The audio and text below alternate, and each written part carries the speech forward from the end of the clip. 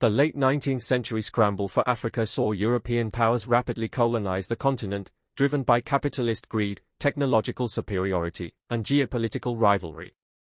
The 1884 Berlin Conference formalized this division under the guise of civilization, creating arbitrary borders that ignored ethnic realities.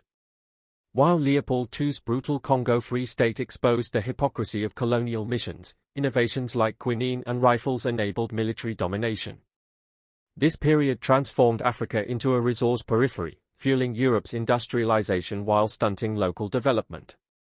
Colonialism's economic legacy persists, with many African nations still dependent on raw material exports. The artificial borders imposed during the scramble bred ethnic divisions, leading to 31% higher conflict rates among partitioned groups. Resistance figures like Ethiopia's Menelik II proved African agency, yet most societies face devastating cultural and political disruption.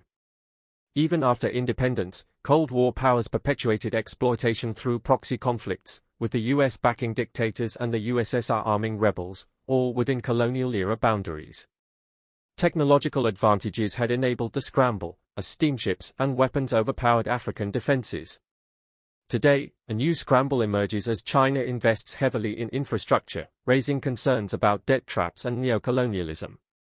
Meanwhile, former colonial powers like France maintain economic control through systems like Francafrique, while calls grow for reparations and stolen artifact returns. The human cost remains staggering, from Leopold's 10 million Congo victims to ongoing conflicts rooted in colonial borders. Environmental damage from resource extraction and disrupted social structures continue to hinder progress.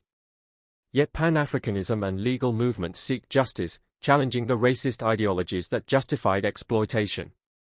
Healing these wounds requires acknowledging colonialism's full impact, not just as historical exploitation but as an ongoing crisis. As climate change raises Africa's strategic importance, the world must choose between repeating past extraction or supporting equitable partnerships.